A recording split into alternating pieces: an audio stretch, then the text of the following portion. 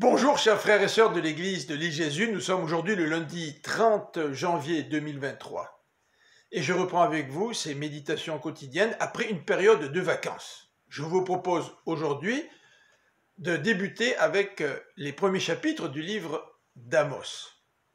En fait, si le sujet vous intéresse, vous pourrez écouter la série de prédications que j'ai enseignées sur ce livre en automne 2019.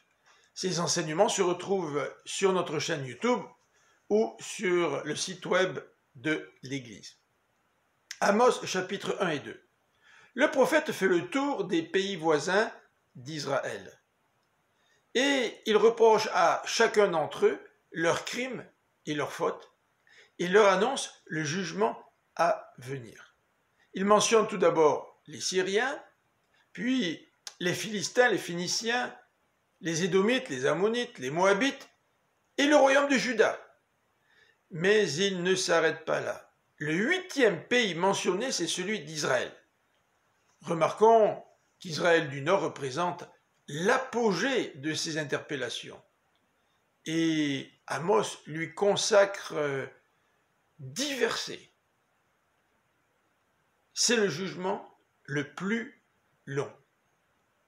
À l'écoute de ces jugements sur les pays voisins, les habitants d'Israël du Nord devaient acquiescer.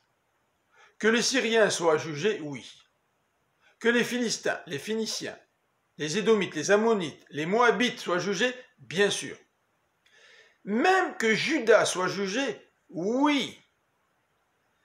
Israël du Nord s'attendait sûrement à ce que la liste des pays jugés s'arrête à Juda, le 7e pays. Mais non, Amos ajoute un 8e pays. C'est Israël du Nord, qui méritera aussi le même sort. En fait, les crimes d'Israël du Nord sont bien plus graves. Et ce pays a dépassé les limites.